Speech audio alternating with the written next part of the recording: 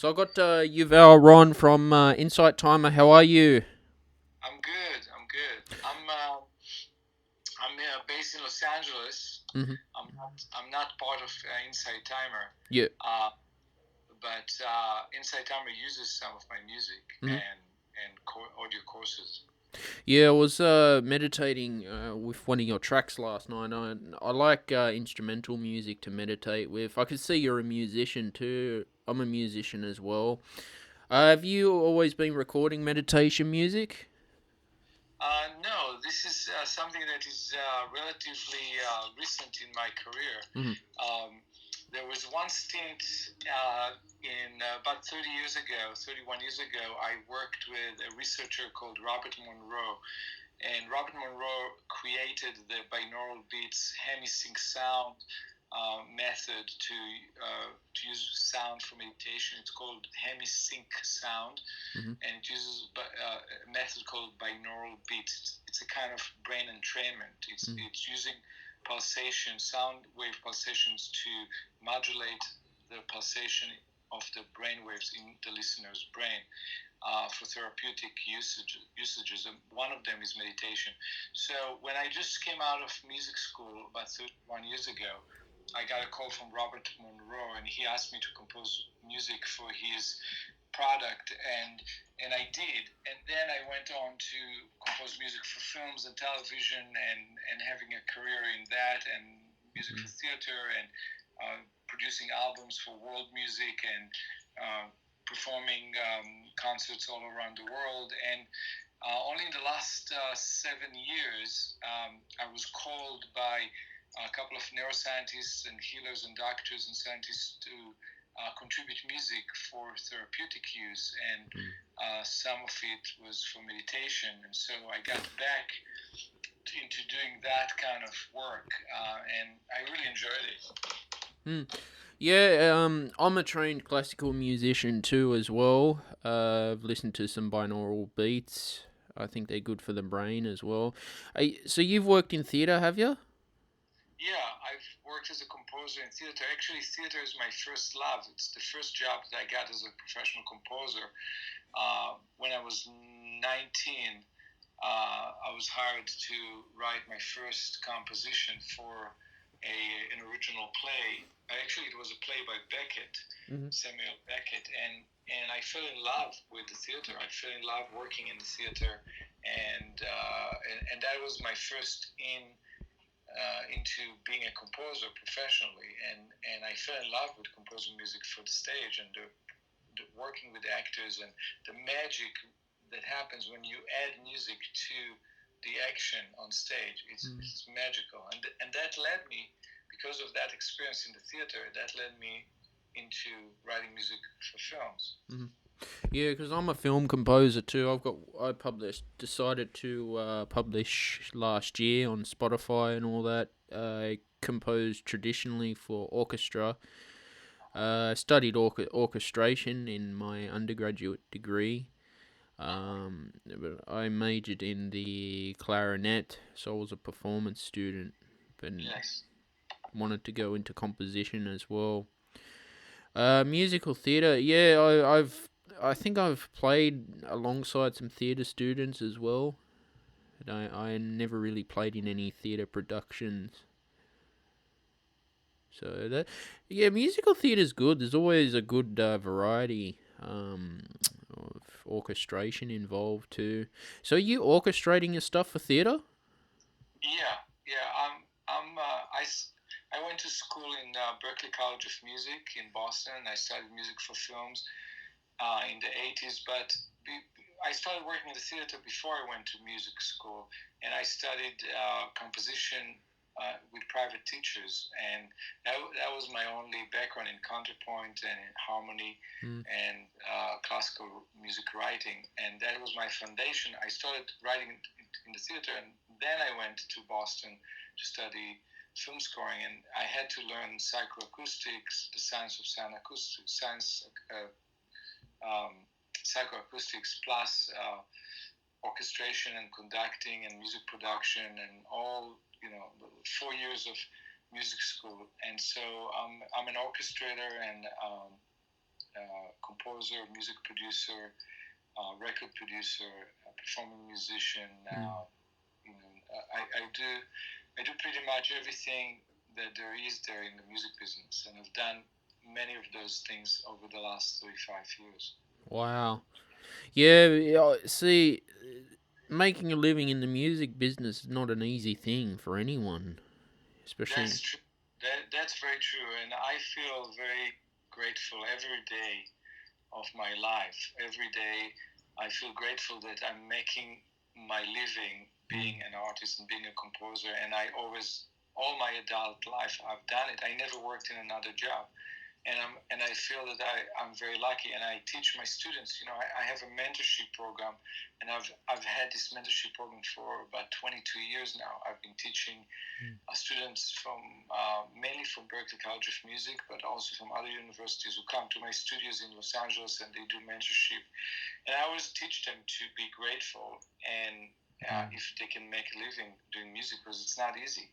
And I always tell them, look, I know many very, very, very, very talented composers, very talented musicians who never made it in the music business. They do all kinds of other things. They paint houses, they fix roofs, they work as security guards, they teach, they write in the newspapers, they work in the academia, and they're so talented, but they never made it into the music business. And I tell my students, I teach them the tools of making it, and being very talented musically doesn't mean that you're going to be able to make a living in it.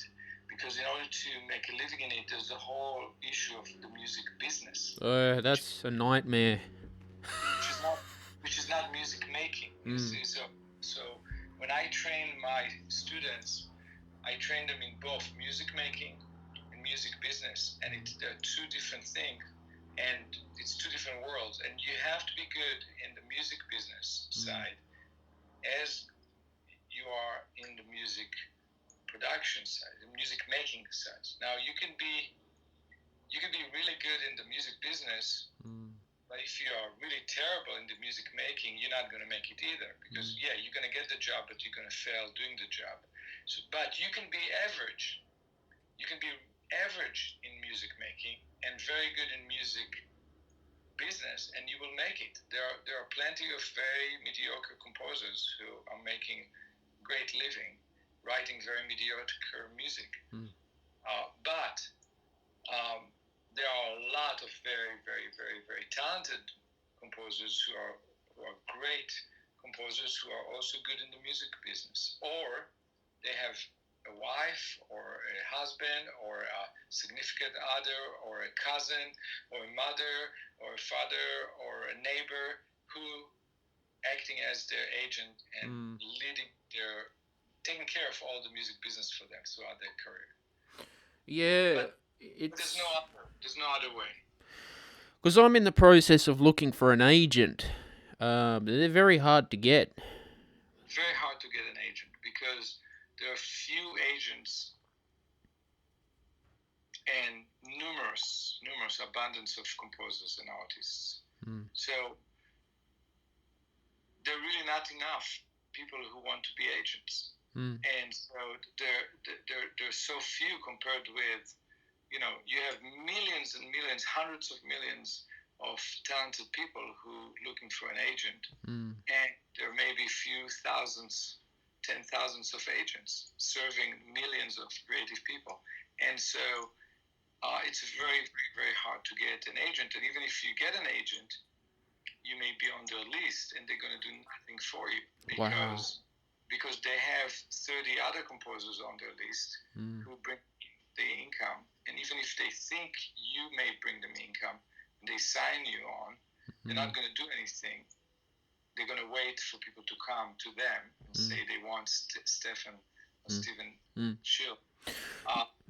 So it's a catch-22. So it usually works where somehow you have a success on your own, and suddenly the agents want to exploit you. That is more often successful case. With Look, my situation, Yuval, I've got all this great work published. People tell me you got the talent, but I can't market it.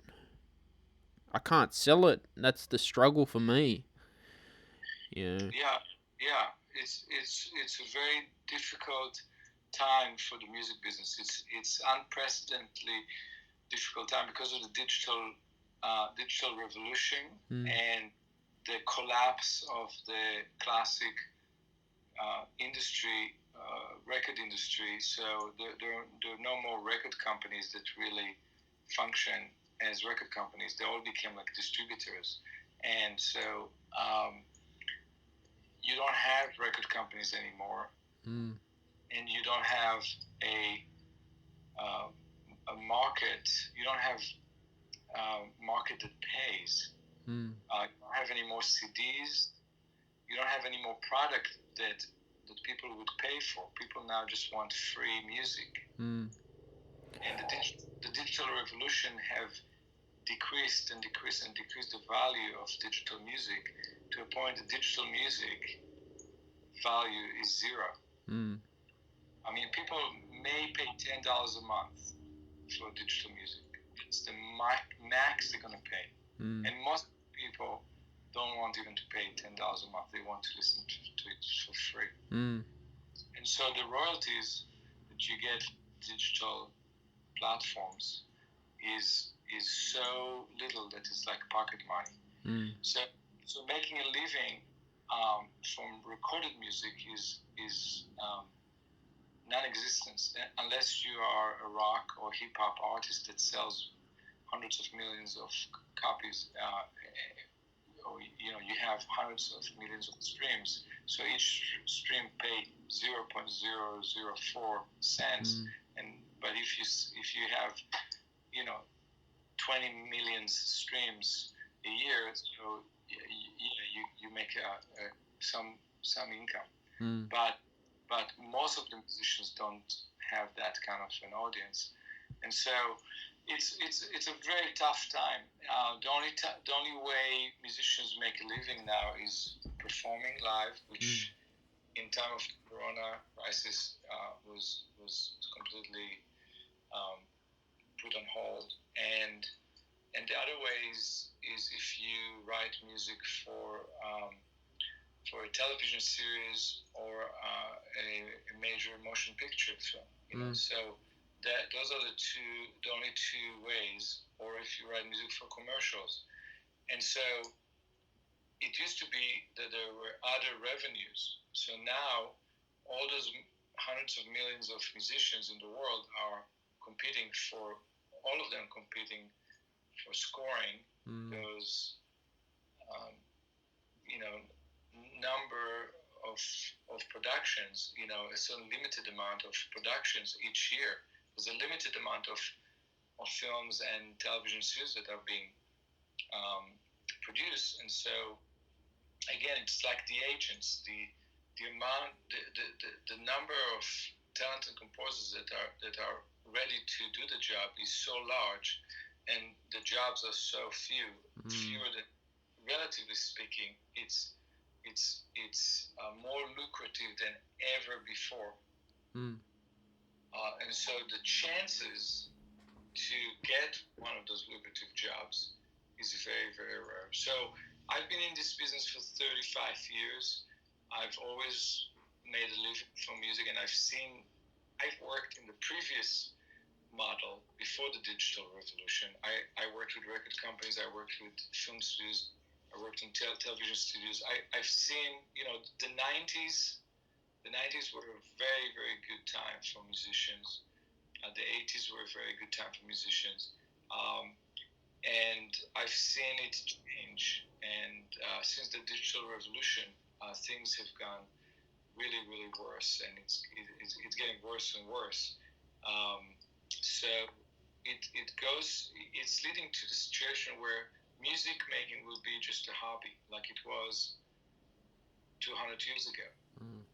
200 years ago, 300, all through the history, there were few people who worked professionally in music when they worked for the courts of the kings and queens. there were the few orchestras that was full-time musicianship offered for musicians. The rest of the musicians in human history were amateur. They may have been brilliant musicians, but they worked as shepherds or drivers or farmers or whatever.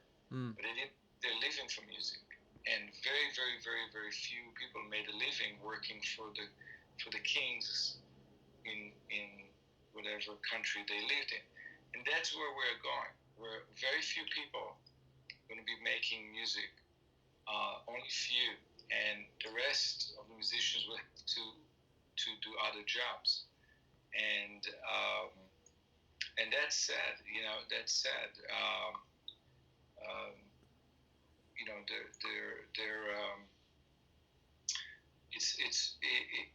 In addition to that, you will have a group of musicians who do music, but they wouldn't be making a living from it. But these people will be, and they're already in the music business, trust fund kids.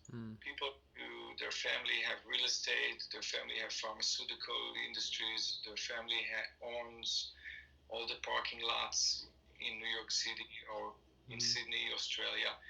Family money that would sponsor the talented kid in the family who would do music on a high level, but they would not really make a living from it. The money of the family would sponsor it, and that is good as well, but it limits the opportunities to only kids from very rich families, and people. It's going to be more rare for people from humble backgrounds to make a living as a musician, unless they are very, very, very, very, very commercial artists. So people from very humble backgrounds will be able to rise up and make a living as a musician if they do a very, very, very commercial art form, and they are the most successful in that art form. That will be the only place for people from humble backgrounds in the music business. And the rest of the people are going to be making great music, but they're going to have to work in other jobs, and music going to become their hobby, like the way it used to be until the 20th century. The 20th century, the record business in the 20th century have changed that. The record industry from the 1920s and on, the record business and the music business opened the opportunity for many, many, many people to make a living, and that would be seen as the golden age of the music business, from 1920 to 2020. 100 years of golden age, but we are already in about 10-15 years into the decline of that golden age, and we're going towards another age, as I described it to you. Yeah, look, there was a composer, John Williams. I think he was old by the time he got successful, writing the Star Wars. Yeah, that's true. But he worked in New York City as a composer for theater. He played.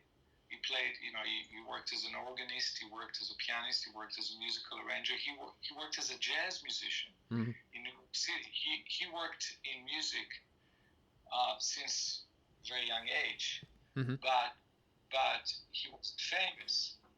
He was known in the local scene in New York City.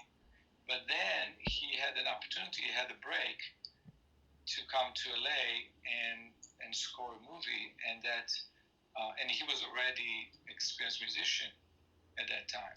I think he may have been in his 40s, and then he had an incredible career, and he's an incredibly talented composer and conductor and a great artist, and he rose to the top of the film composing scene. But he worked as a musician since childhood, and he worked as a professional musician before coming to LA. Yeah, it was interesting how you were talking about the fall of the industry. I know some academic lecturers who was stood down from their lecturing jobs in music last year as well. They've only started going back to doing gigs, but even they got hit hard as well. Yeah. It's quite sad. It's very sad. It's very sad. It's a very sad state of affair. Because you have a lot of great music on Spotify. You have a lot of great music on YouTube. But all this great music doesn't pay the people who are making it. They're very, very talented people. I know a lot of them. I know a lot of very talented people. They have great music right there, and they're making no money. They're making no money from it. Some rich uncle is paying the bills. Or they're starving to death, or they're working, painting houses or fixing roofs or whatever. They're doing real estate. They invest in real estate. They're making the money elsewhere, and they're so good in music. Yeah, it is sad. See, I remember in my undergrad, I wrote had to do an academic paper on music education in school, and whenever there's a financial crisis, it's always the music and the arts get cut first as well. Unfortunately, yes. And it's silly because there's so much studies. There's so many neurological studies, so many educational studies that show that using the arts, performing arts, music and drama and dance in schools increases the improved ability of math and reading and writing in kids. They not only have better grades when you introduce performing arts into the curriculum, they are happier children. Yeah, I remember playing cornet in primary school in the school band. It made school fun. Yeah, and it also, thanks to that practice, you're a smarter and healthier person, because playing trumpet in an orchestra, you know how much coordination it is neurologically. You have to watch the conductor. You have to listen to all the instruments. You have to coordinate your fingers. You have to coordinate your eyes. You have to analyze the rhythm. It does mathematical calculations. Your brain, when you were sitting in the orchestra in primary school, your brain was working so hard with so many parts of your brain that no other activity in school were as demanding. No sports activity, no academic activity is as demanding as playing in your school orchestra. And that's what is not something that I say. This is something that comes out of neuroscience. This is science. This is a fact. This is just the way things are naturally. And cutting it out of school will make the kids less developed, less healthy, less developed, and less capable of executive functions. Executive functions, they're called. They're neurological functions. And that's what we've seen in the United States. The United States education is impoverished. It used to be the best in the world. You know when? When? In the 1950s, the 1940s, the 1950s, 1960s. This was the golden age of the United States. Best cars, the best technology, the best everything was made in the United States. And guess what? In those days, in the 40s and 50s, 60s, in the public schools, in every school in America, kids had to do music. And guess what? In the 80s, it was all cut. 40 years ago, the arts, the music was cut from the schools in America. By the decision of the government, the President Reagan and his initiatives led to that. Guess what? And now we see the results. America is on the decline, and you look at the global rates of education, and America in math and science and writing. The American students are way far from the top. It's the same in Australia too. It's the same thing, yeah.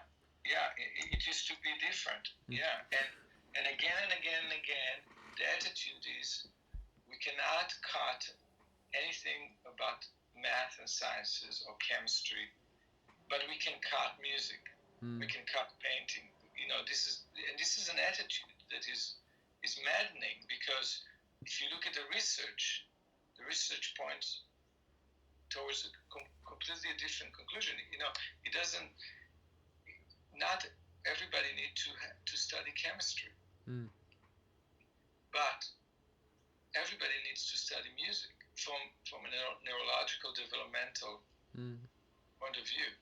And it's very sad. It's the education system has to be reformed. Exactly. And the industry's gone down a lot too. It's not about talent anymore. It's about marketing, I've noticed. Right. You get these, I think these singing shows as well, and they really exploit people, and they're left with nothing apparently. It's like you're signing your rights away. Has the record company done that? I don't know about those shows. I never watched them, or I never been involved with them, so I don't know. I don't really know about that part. What about the record companies, Yuval? Is it true they were ripping musicians off for years? Yeah, they would own all the rights to the music, and they would pay a percentage to the artists, and they would make the big amounts, and the musicians couldn't get out of it because the music was owned by the record companies.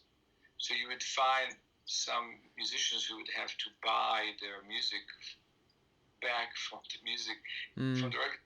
But on the other hand, the record companies back in the day, they invested a lot of money in recording and promoting and building the success of the artist. So because they invested the money, they paid for the production fully. They felt entitled to take risk, because they take the risk. An artist may fail. Leonard Cohen or Paul Simon had some flops in their career where their album didn't sell at all, and it cost, I don't know, let's say $2 million to produce. So who paid the $2 million? Somebody paid the $2 million, and the artist Paul Simon or Leonard Cohen, they never, the fact that the album flopped and never sold much, they didn't lose $2 million from their pocket, but the record companies did lose all that money.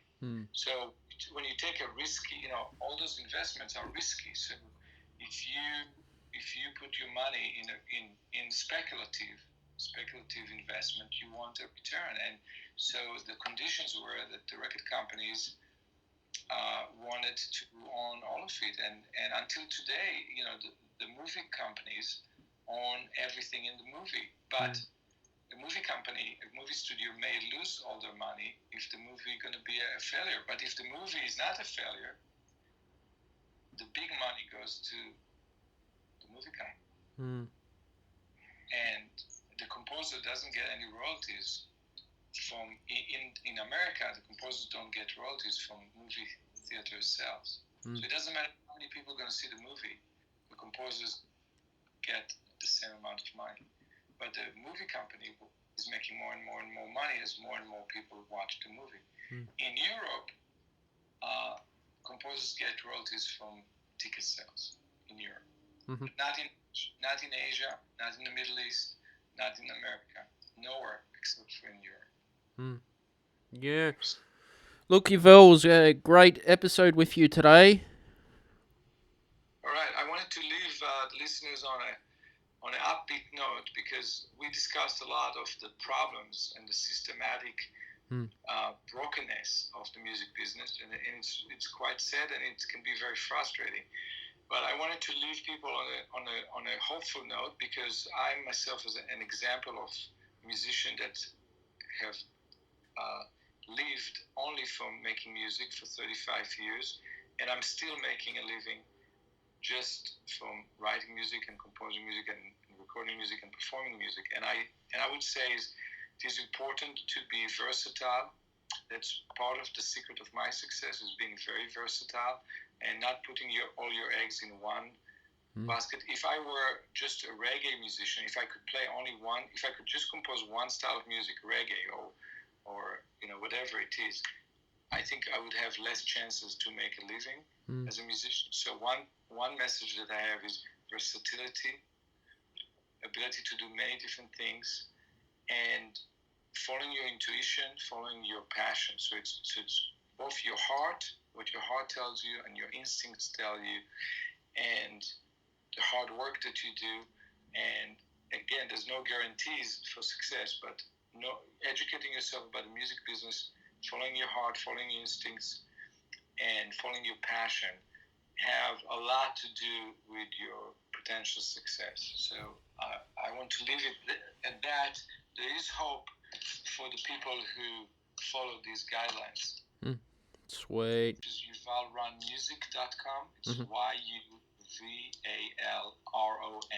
music.com. If they want to be in touch, they can send me an email, yuval@yuvalronmusic.com. I'll be happy to give more advice and to be in touch with any of your listeners. Of course, let's keep in touch and hope to recycle back and maybe talk in a year or two, and we may have some more positive or more helpful, hopeful news to share. Sweet.